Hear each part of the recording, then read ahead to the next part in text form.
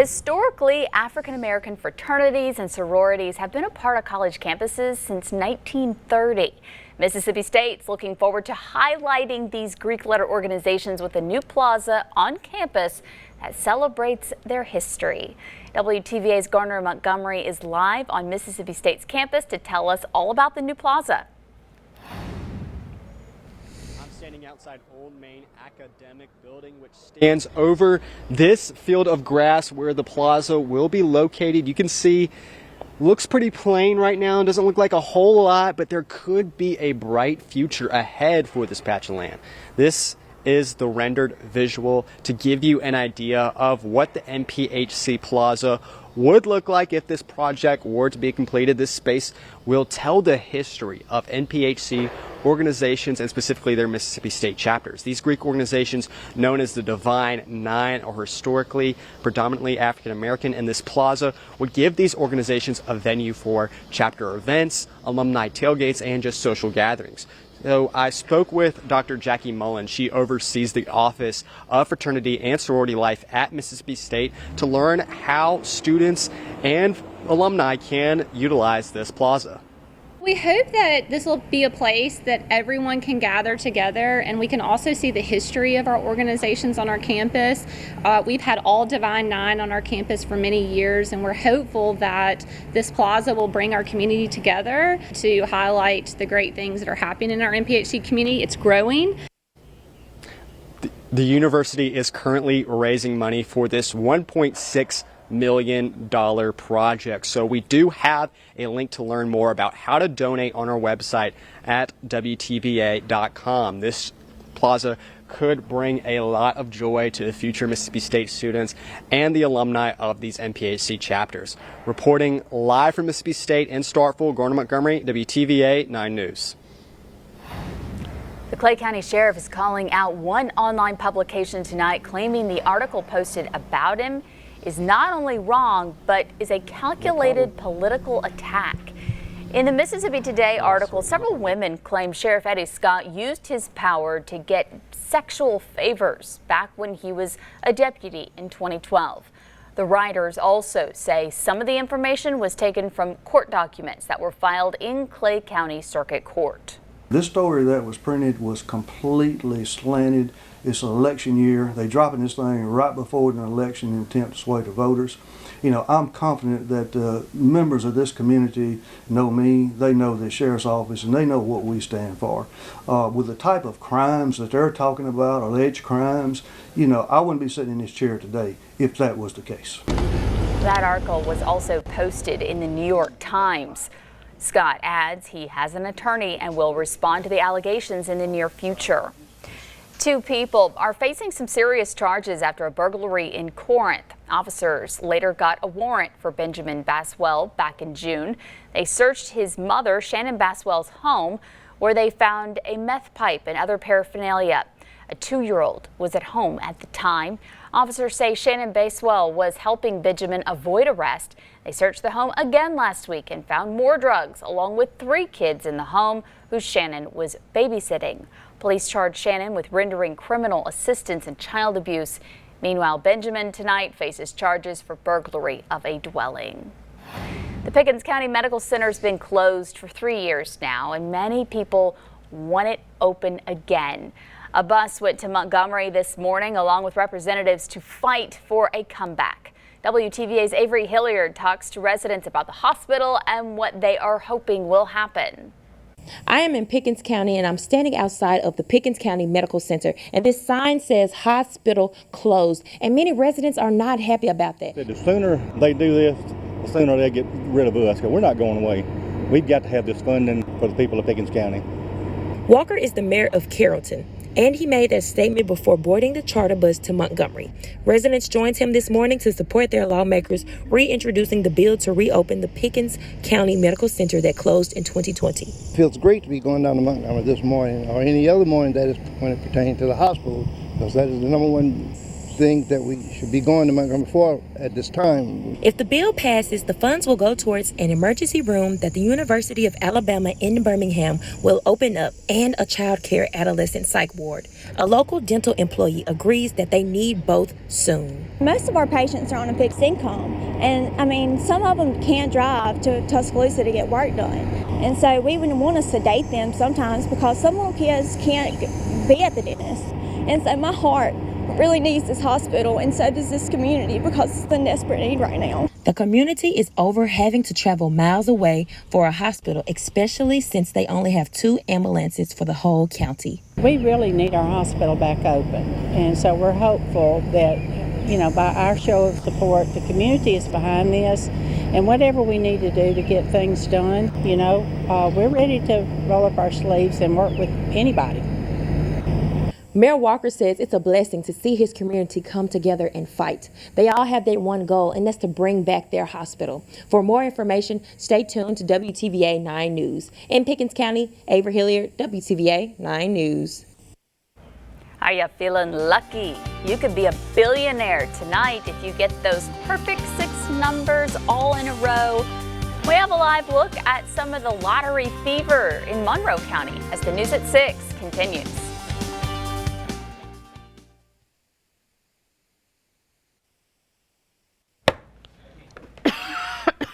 Okay.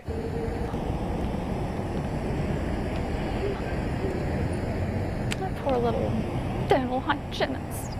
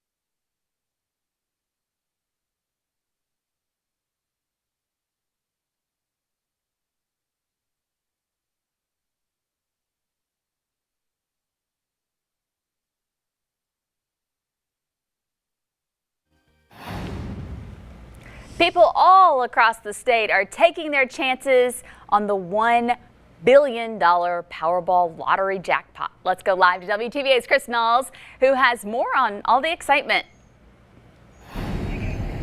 Yeah, right now I'm here at the Sprint Mart here in Aberdeen, and everybody, well, not everybody, everybody has been coming here getting their tickets. Now, last night, workers tell me that someone won $5,000 by playing the lottery here.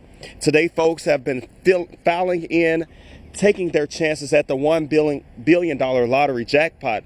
One lady says it'll help a lot to win it. Wow, that's a lot of money. I don't play, but I would like to try to play now. Okay. Would $1 billion help you? Oh man, yes. It'll help us. Yeah. Others came in buying multiple tickets. Tonight, we will let you know what those winning numbers are on WTVA 9 News at 10. The drawing happens at 9:59. So you want to stay tuned if you bought a ticket to see if you won and maybe become a billionaire on tonight. So stay tuned for that on WTVA 9 News at 10 o'clock. I'm here in Aberdeen. Chris Knowles, WTVA 9 News. Could you imagine? What would you do with $1 billion? Man. It is 6:10, 88 degrees outside. We're looking at Mississippi State University's campus. It is nice and clear, not as hot as we've been, which was kind of nice this morning to have a little bit of a relief. When we come back, our chief meteorologist, Matt Lawpon, he'll join us. He's got a complete look at our forecast right after this.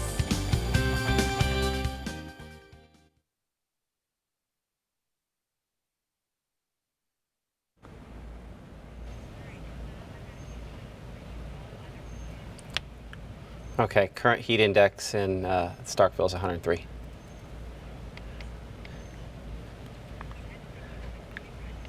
Oh, well, no, I mean, it was 111 or so earlier, so it was still pretty hot a lot of spots.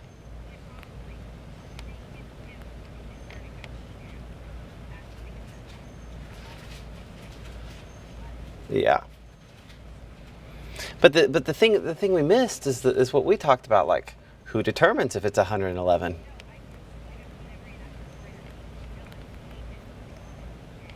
Yeah, but it wasn't quite that angle. Yeah.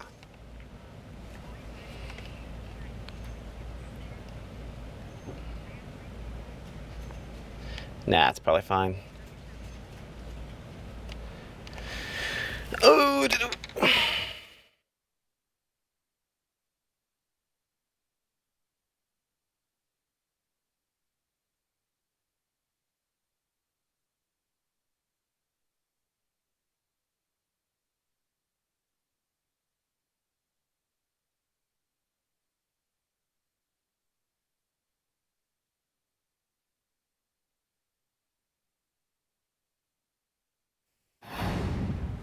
A fire possibly caused by lightning from last night's storms will cost a Tupelo businessman tens of thousands of dollars. The fire destroyed this $120,000 mobile home. This happened last night around 9 at Repo Home Center on South Gloucester Street. The owner of the Repo Home Center believes lightning may have caused the fire, but the cause is still under investigation. The owner says he is thankful that firefighters responded so quickly because the fire could have spread to other mobile homes nearby and caused even more damage.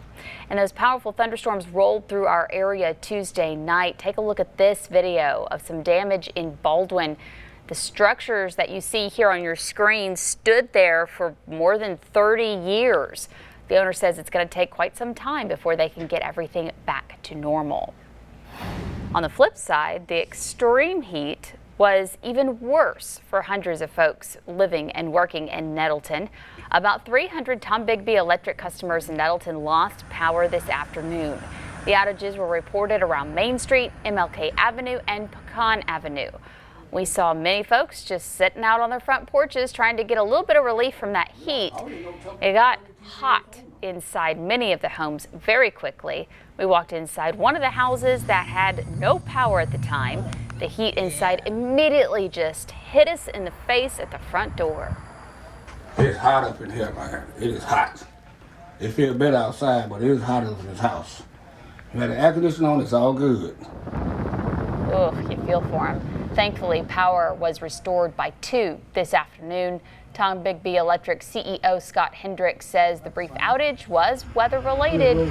He says crews removed a few limbs and branches off of several lines. Now, your WTVA Severe Weather Authority forecast with Chief Meteorologist Matt Laubon. You feel for anybody that doesn't have any kind of air conditioning right now. It would just be brutal. I mean, here's the deal. Like you mentioned, it was kind of weather related there, and what was unfortunately painful for a few folks knocked the temperatures to much more reasonable for a lot of other locations. It's kind of the double-edged sword that goes along with that there. With some of the showers we had north and east that spread through, made that temperature much more manageable. And that's the only reason, by the way, we're at 88 degrees at Tupelo Regional Airport. We peaked with that convective temperature earlier on as those thunderstorms moved in. Then the air was rain cooled, and we've come back up to around 88 at this time. That measure of moisture shows that it's very sticky, and that heat index up close to the triple-digit point in Tupelo, despite the fact that we had some of that rain-cooled air earlier on. We watched those temperatures drop through the mid-80s by 9 p.m. We'll go 83 by 10 and looking to around 82 degrees as we look and to around 11 o'clock tonight, as we're probably dropping only into the upper 70s for a lot of spots by the first part of tomorrow morning. We look region-wide there, as you can see, excessive heat advisories in effect for all locations again for tomorrow. You also note we're not alone as far as that goes. Temperatures at this time, when we look at the heat index, and it factors in that measure of moisture as well as the temperature, because again, you sweat, it doesn't evaporate, your body feels hotter than it actually is. You can see, I mean, it's a reasonable 97 comparative to what you have in Greenwood and Clarksdale, and this of course is at 616, so we're past the peak heating of the day. The heat obviously more extreme for locations back out toward Texas. Texas. And that is a drier sort of heat versus what we have here. And so we see those 100+ degree temperatures there. Obviously, we're a lot cooler looking, but it's that heat index that makes the bigger difference when you're really exerting yourself outside. But we do have up there toward Minneapolis, Rapid City, South Dakota, and out on the high plains, that is a cold front that starting Friday will have a downward impact on the temperature, not related to just the rainfall, but to the legitimately cooler temperatures and slightly less humid air that's following behind that system. As we look at our storm tracker, that will bring a rain chance once it arrives. But ahead of that, we don't have one for this evening, as we should stay dry. Temperatures, again, mid-80s through 9 o'clock, only dropping, we'll say, upper 70s by the first part of early tomorrow morning. So a very warm beginning to the day again for tomorrow. It's the reason that air conditioning is going to be chugging all night long. Maybe not as high as it has to in the afternoon, but it's going to have to kick on overnight as well. And so it'll be doing that again through the day tomorrow. By noontime, we show lower to middle 90s, and we'll be probably middle to upper 90s by tomorrow in the afternoon. That feels like heat index temperature. That's pushing up into the triple-digit zone. We show that as high as about 110 in Fulton and Tupelo, 107 in Houston, and coming in about 108 degrees for Columbus and Aliceville. So again, to significant dangerous levels again for tomorrow. Actual high temperatures are probably still pushing into the upper 90s for all locations, at least mid 90s. So it's going to be another hot one. 93 where we typically should be for this time of the year. But that next front is the story. And by late tomorrow evening, I show 7 o'clock still dry, but I can start to make arguments for rain chances increasing probably before midnight near the Tennessee state line. We show some showers and thunderstorms leading ahead of that front. Ripley back toward Boonville for the pre-dawn hours of early Friday morning, maybe slightly heavier than what Storm Tracker's indicating there. And some showers and thunderstorms running ahead of that blue line. That's that one we were looking at on the plains. That's that one that has the cooler temperatures with it. You'll notice it splits the area on our Friday. If you're north of that front, more manageable temperatures in the 80s. Ahead of that, lower to middle 90s, and that heat index again telling that story of it being a lot hotter south of that front. But that's the first signs that we're starting to see some relief. Unfortunately, we could have perhaps a couple of stronger, maybe severe thunderstorms associated with what pops up ahead of that. Wind gusts, again, would be the most likely factor, kind of like what we had yesterday. That is the pattern where when you get the cooler air to come plunging out of these thunderstorms, it hits the ground, spreads out, and causes that sporadic wind damage. So, again, you have the cooler temperatures that start to spread in for Friday. More meaningful cooler temperatures by your Saturday. Emily will have more rain chances Saturday versus Sunday, but at least some 80s for high temperatures as we look toward the weekend. So an improvement in that regard. Definitely. Matt, thank you so much. The Alabama Crimson Tide rolled into Nashville today. Our Sammy Roebuck will talk about their plans for the upcoming football season. This WTVA 9 News at 6 continues.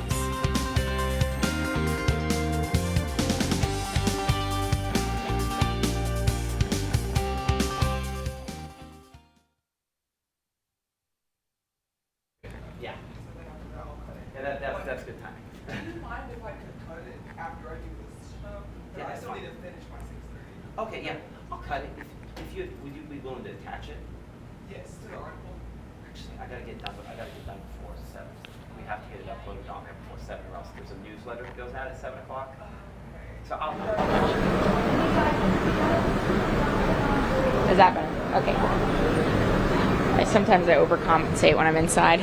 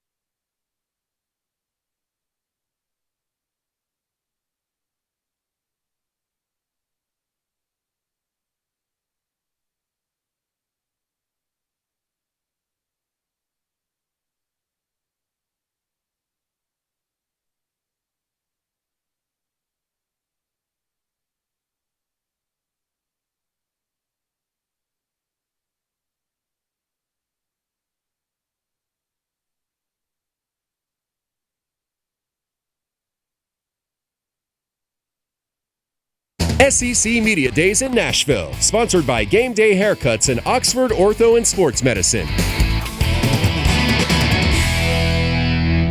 Our SEC Media Days team coverage continues in Nashville. It is the kickoff to the 2023 football season as coaches and players gather up to talk shop. WTVA's Sammy Roebuck and Jason Williams are covering all things Alabama today. Sammy, what's a hot topic as you're listening to all of these press conferences from Alabama? Well, Emily, there's a lot of questions people are asking when it comes to Alabama for the season of 2023. And one of those questions is whether or not they will get back to that powerhouse of title contenders that they've been in the past. Their fans are used to Alabama destroying teams left and right, regardless of who has the home field advantage. Many people refer to Tuscaloosa as Title Town for that very reason. The Tide has 18 national titles and credit for 29 SEC championships, but they haven't won either in the last 2 years. Fans are getting an itch for a celebration in the postseason for a title. Head coach Nick Saban says they aren't always a shoo-in, though. Right, well, we're never a shoo-in for the championship. We always have question marks about our team. Sometimes you all don't recognize them as clearly as what they might be, just like last year's team. We had a lot of question marks on our team, but that gets overlooked because you have these two star players at critical positions. And you know, this year, maybe we don't have those kind of impactful players at those critical positions, so it's very challenging to develop the team so that they can compete at a high level. Per usual, Alabama has a really tough schedule coming up this season, so it'll be interesting to see how Saban and the coaching staff answers and fills in these questions for us. But I will have more on Alabama and the quarterback question coming up at 9 and 10 along with our resident Jason Williams. So come on back. Live in Nashville, Sammy Roebuck, WTVA 9 News. This Amazon delivery driver didn't expect this surprise while dropping off someone's package. It's a sweet little story that you don't want to miss. Stay tuned.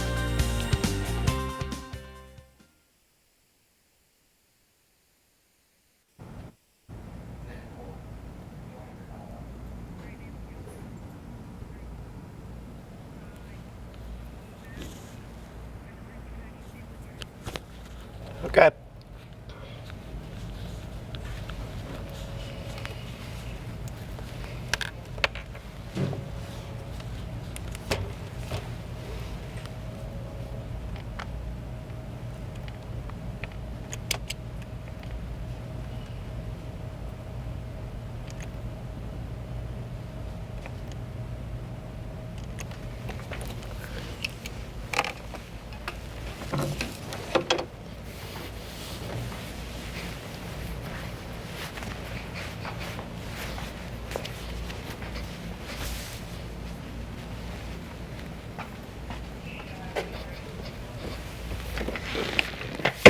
I'm gonna take the back off of one of these.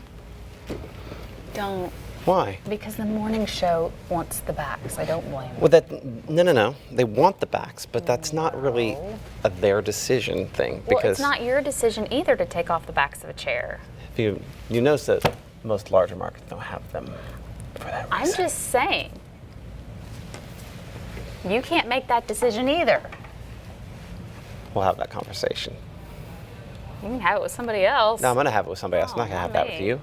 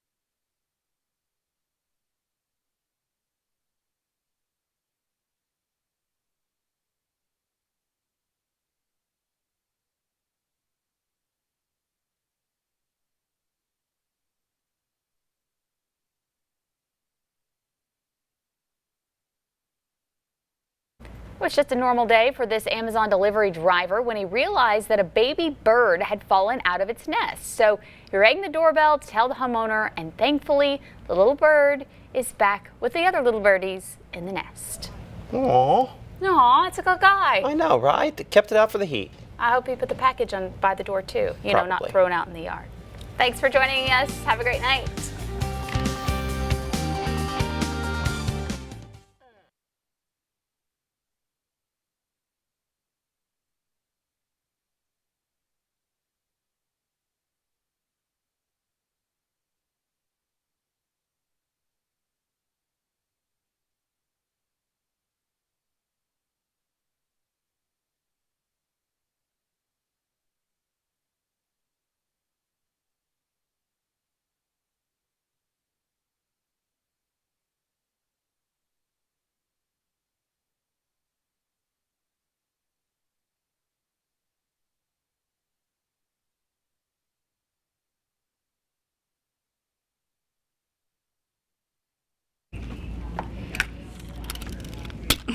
Hi. Can you hear me now? Hello. Cool. Okay. Ew. What is that? Oh, okay. Oh. Wait, is this at the end of A? Okay. Happy. I fixed my meter. I wish I looked cute on air with my natural hair. I tried it once. Girl, you'll be cute with your natural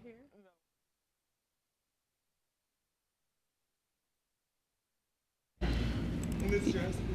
Do you have 4C hair? Oh yeah, thank you. Sorry. Your phone. Just want to give it to you just in case. Oh my God, this is so tall.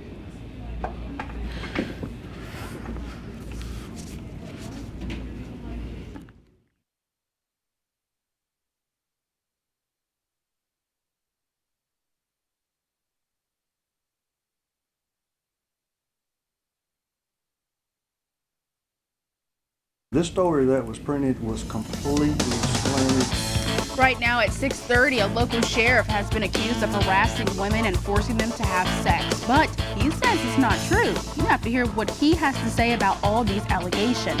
Plus, it's a mystery that captured national attention. A young woman in Alabama going missing after a bizarre 911 call. Now she's home, but there's a little frustration to think that all this has been done and we can't find anything out. the demand for answers surrounding Carly's disappearance is growing. And a West Alabama mayor hopes this will be the year when things will begin to turn around for the Pickens County Hospital. We'll show you what they are doing to get it back up and running.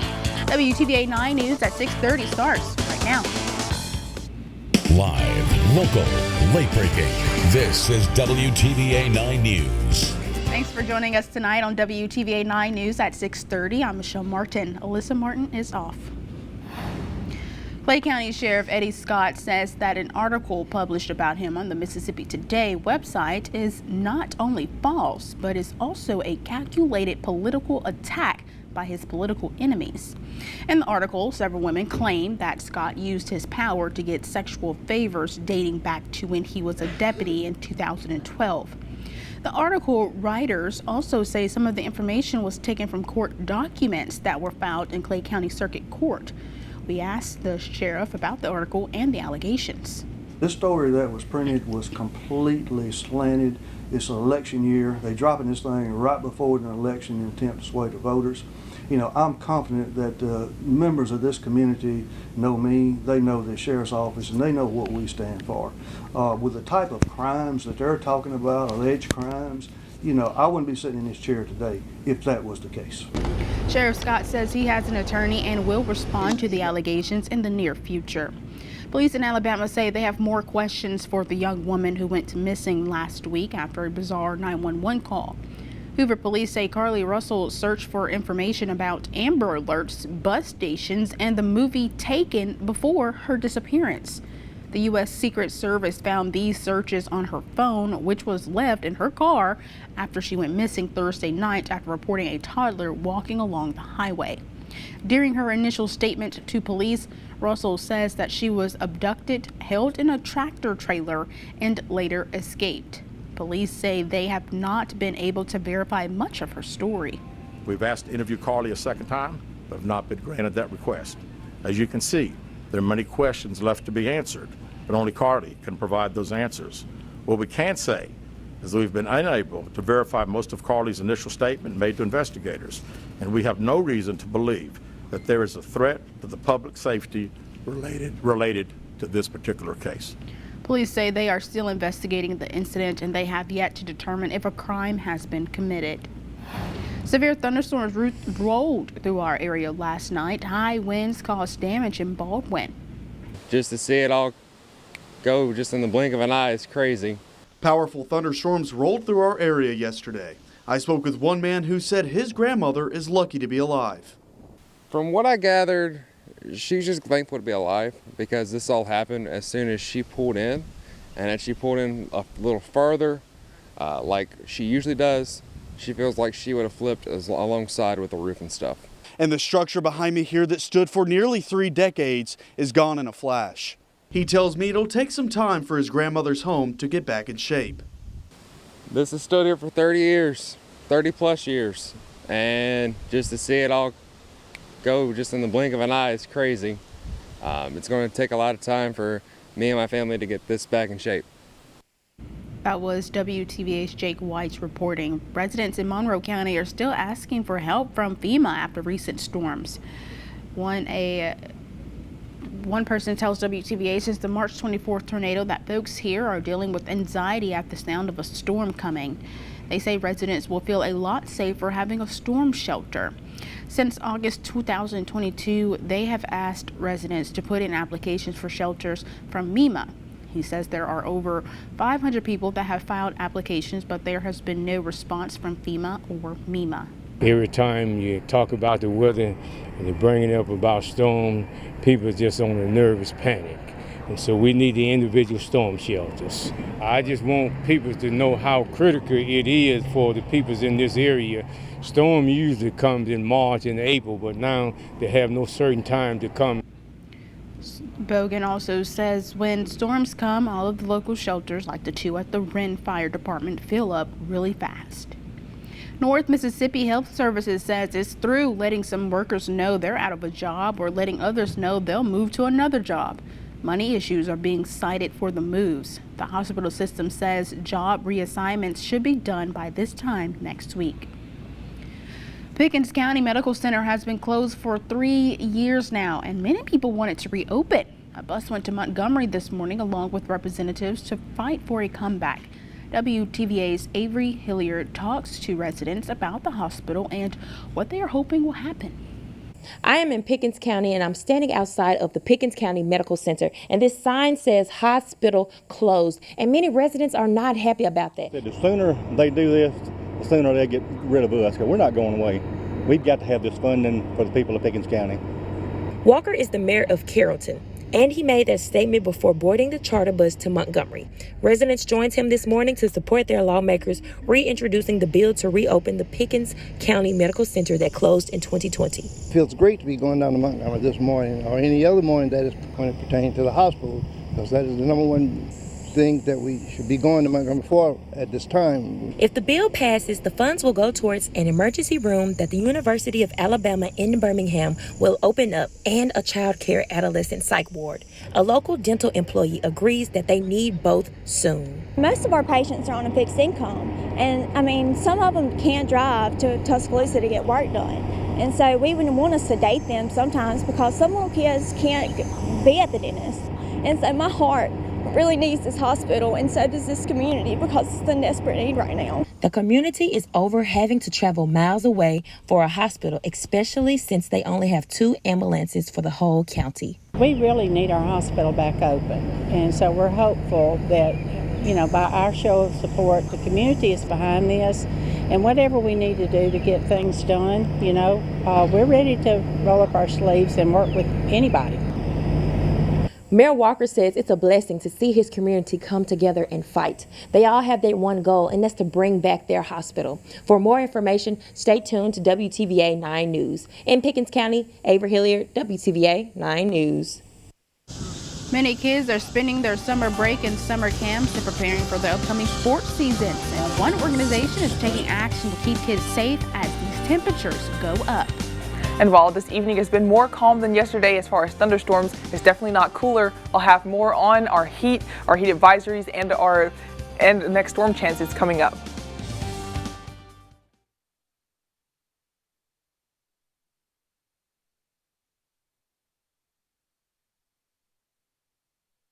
I feel like that was an interesting shot.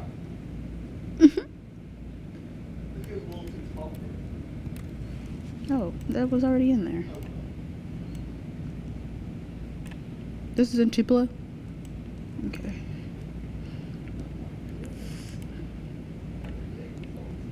Isaac, I floated that Nettleton tease.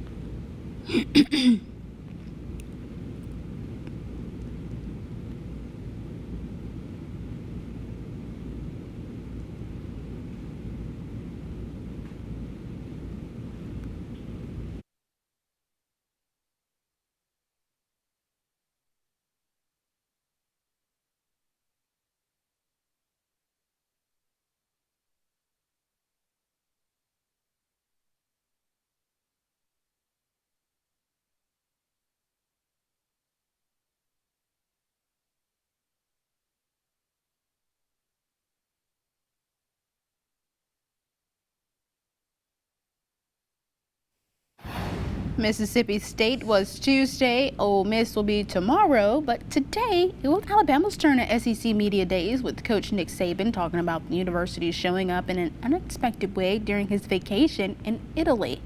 We had a tour of the Ferrari plant, and these cats don't even speak English, and we're getting Roll Tide. So I guess we must have a pretty decent brand. WTVA's Jason Williams and Sammy Roebuck will share more of the coach's comments in a live report from Nashville on WTVA 9 News at 10. 6:41 is the time. You're getting a live look in Tupelo. That sun is still beaming at this evening hour. And it's hot outside too, 88 degrees. When we come back, meteorologist Anae Scales will have a look at your complete severe weather authority forecast.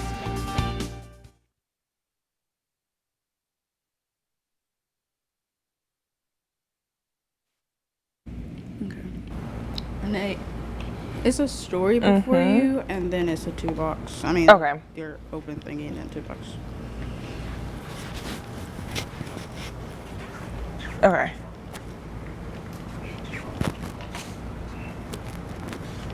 Oh yeah, I didn't know they had those.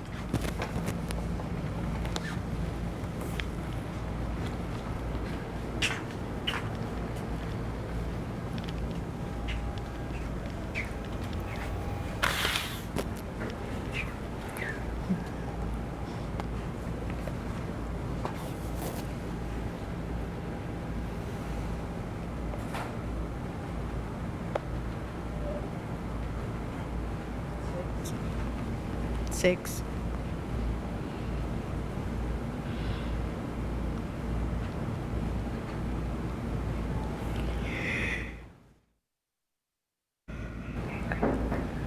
There was that one time when Chelsea's kid got sick. I did like 5 or 4, and I was like so out of it. Such a baby.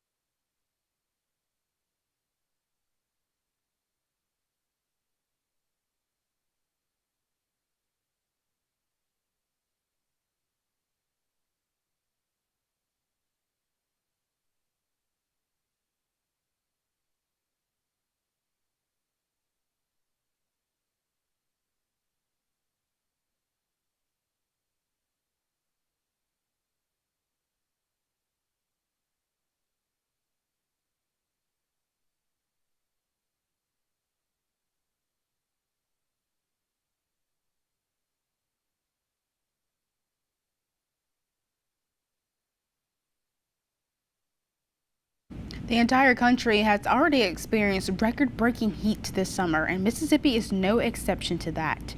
Pontotoc High School is one of many schools that are preparing to accommodate for Mississippi's hot temperatures and humidity. When these two elements are paired together, it creates a value called the heat index, which is basically what it actually feels like outside. We know this muggy air can feel miserable, especially here in Mississippi. We talked to 2 coaches at Pontotoc High School that are preparing for the season, but is also keeping their athletes' health in mind. We feel good about our conditioning of the team, but Coach Turner really has a whole lot to do with that. He's a professional, and he knows the ins and outs of the body. What we like to do is kind of progressively build our time out here and the intensity. You know, we're not going to throw them in the deep end right off the bat. The Mississippi High School Athletic Association implemented a new law as summer workouts pick back up that limits teams and organizations to only be outdoors if the heat index is below 105 degrees. Now, your WTVA Severe Weather Authority forecast with meteorologist Anay Scales. Got done talking about the heat and the humidity and how those two combine makes a very scary time. Definitely an uncomfortable time. Definitely an uncomfortable time. I don't know where I was going with that, but anyway, we had one of those days outside this afternoon. Here you can see across the southeast, actually Mississippi and Alabama as well, but our entire viewing area was under at least a heat advisory. But then if you look over to our west from Grenada down to Attala counties, we also had that heat warning, excessive heat warning, until 9 p.m. today because the heat index values were between 105 to 110. And this afternoon, we were seeing temperatures in the 100s, heat index values in the 100s across our viewing area. That'll be the case for tomorrow as well, as that advisory doesn't end until tomorrow at 8 p.m. But right now, thankfully, we are cooling off for the evening. Temperatures in the upper 80s here in Tupelo right now. Warmer spot seems to be over in Houston and Starkville. They're still in the lower 90s. We've got a little bit of variation in temperatures out there because of some cloud covers. You can see farther to our north near Alcorn and Tishomingo counties. They're seeing a little bit more cloud cover. Feels a little cooler. Also down towards the Golden Triangle region though, starting to see some clouds move in, help them cool off over the next couple hours. Here in Tupelo, we're still seeing some sunshine though, and it still feels like we're in the mid to upper 90s out there. As Michelle was talking about earlier, we do still have that humidity, which is why we'll be under that heat advisory for both today and tomorrow. Oxford, very similar story, 88 degrees. Temperature still feels like it'll be in the upper 90s though. Down in West Point, Once again, same story out there across northeast Mississippi. Thankfully, as we are heading into the evening hours, things will begin to cool off.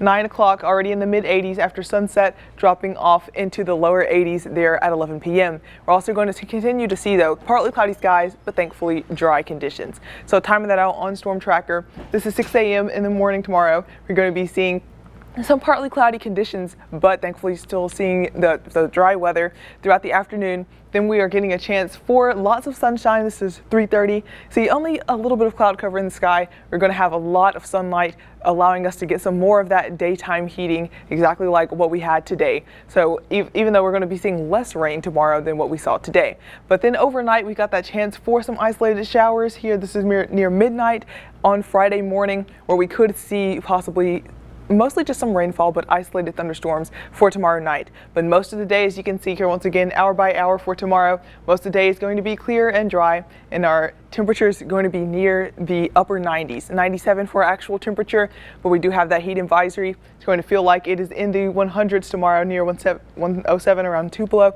maybe a little bit cooler farther north. At least we're going to be dry though, although that is going to allow us to stay warmer. There's only a very marginal risk for severe weather for tomorrow night, as I saw those isolated thunderstorms, but we're not expecting very many of those for tomorrow. Friday is when we get the next main chance for storms to come across our entire viewing area. So if we look at that 7-day forecast, we're going to get that cold front moving through Friday with some storms, but thankfully some cooler temperatures behind that. Thanks, Anna. The extreme heat was even worse for hundreds of people living and working in Nettleton. About 300 Tom Bigby electric customers in Nettleton lost power earlier this afternoon. The outages were reported around Main Street, MLK Avenue, and Pecan Avenue. We saw many people sitting on their front porches trying to grab a little relief from the heat. It was so hot inside many homes, and it got hot quick. We walked inside one of the houses that was without power. The heat inside immediately hit us at the front door. It's hot up in here, man. It is hot. It feels better outside, but it is hotter than the house. We had the air conditioning on, it's all good. Power was restored by 2 o'clock. Tom Bigby Electric CEO Scott Hendricks says the brief outage was weather related. Hendricks says crews removed a few limbs and branches off several lines.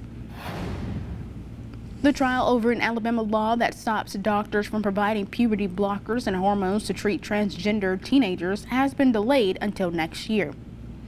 A judge pushed the trial date from August to April 2nd, 2024, giving more time for the parties to produce requested records. The Alabama law remains on hold under a temporary injunction issued last year. Alabama's Governor Kay Ivey signed the Vulnerable Child Compassion and Protection Act into law in 2022, making it a felony punishable by up to 10 years in prison for doctors who violated the Alabama law. An already extra caffeinated Starkville is adding another coffee business to give residents another boost.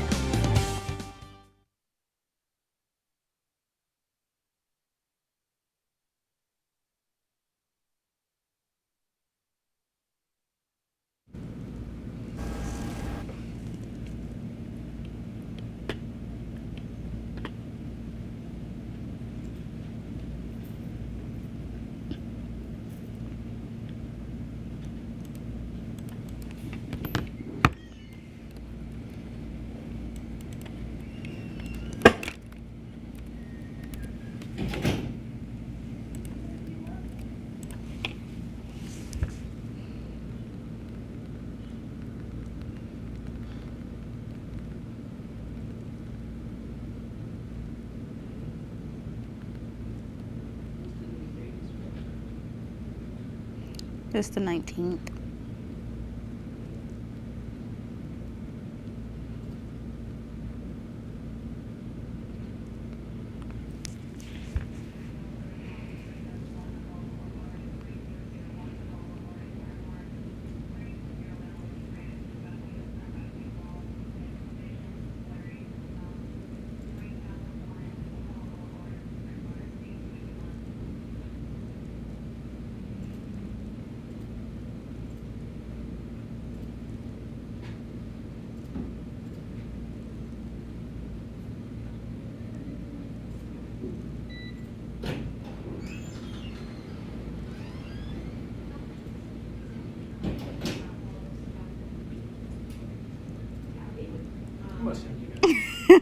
1 minute.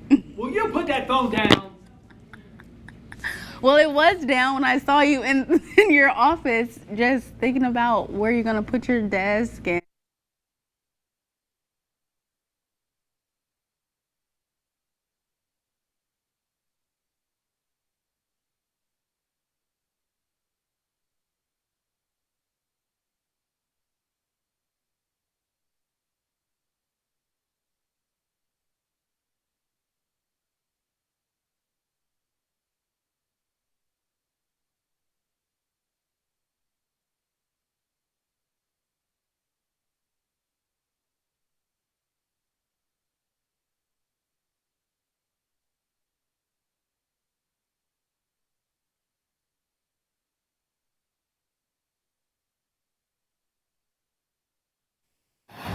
College students love their coffee. At Mississippi State, students and Starkville residents now have an exciting new place to get their caffeine fix. The new shop, which is on South Jackson Street, hopes to bring the atmosphere of the New York City coffee scene to downtown Starkville. This business was started by Sarah Morgan Pelham, a Starkville native who spent 2 years in the Big Apple. She fell in love with the coffee shops there and wanted to spread that love in her hometown. Coffee Depot is located where BJ's Family Pharmacy used to stand on South Jackson Street. It's host to many signature coffee flavors, smoothies, and acai bowls. There's also many gluten-free pastries, and for those with dietary restrictions that still have a sweet tooth. We asked her what would make their coffee shop stand apart from other businesses in Starkville. Service is something that we will not compromise. That's a non-negotiable for us. We are going to be kind to every single person that walks in. We're going to welcome everybody that walks in. We want to offer a quality product, but we want to make sure that first and foremost, service is number one. Beck says business has been going well so far, and they are anticipating a big influx of customers when students return to Starkville in the fall. That's why they opened in the summer, to prepare for those college kids. The Lee County Board of Supervisors approved a plan to have waste management handle the county's garbage, but the decision was met with some controversy among the board. The council made a vote Monday about the decision between trouble with theft and having to buy new garbage trucks that would cost the county nearly $1 million. County Supervisor Wesley Webb says going with waste management was the best option for the county. The county had been losing money on this for several years now. And also, the county was fixing to have to go up. And then we got to taking bids, and waste management was the best bid we had. Another question people had was, what about their jobs? He added that Waste Management is a great company that pays good offers for 401k and stock options. And now you're going to have to pay around $17.50 a month. But Webb says if they did not go through with this deal, you will be paying upwards $18 to $20. The City of Columbus has a new garbage pickup contract. The council approved staying with Golden Triangle Waste Services with 3 changes. Pickup will be cut down to once a week. The city will provide 1 garbage bin per household, and the price is going up. Garbage rates in the city will be increasing by about $3.45 a month. There's a new superintendent for the Pontotoc City School District. Officials announced Phil Webb as the new superintendent earlier this year. Webb has 26 years of experience in the field of education. He has served as a coach, teacher, assistant principal, and athletic director. Webb assumed his leadership position as superintendent on July 1st. Does pineapple belong on pizza? Well, regardless of where you stand, Little Caesars is giving people a different way to enjoy pineapple and pizza with the Pineapple Pepsi beverage.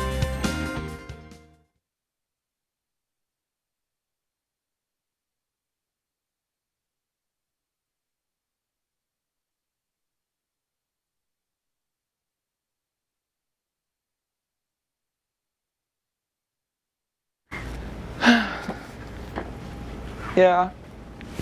Okay, hold on. I was trying to finish something that he told me to do, but I couldn't. It's okay.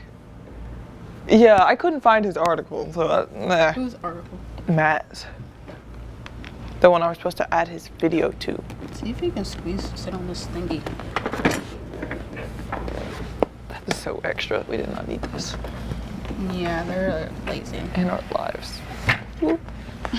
Just need it for like 30 seconds. Uh-oh.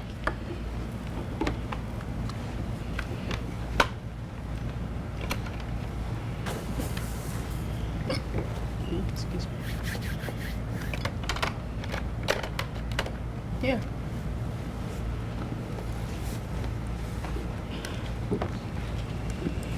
Straight in my dress.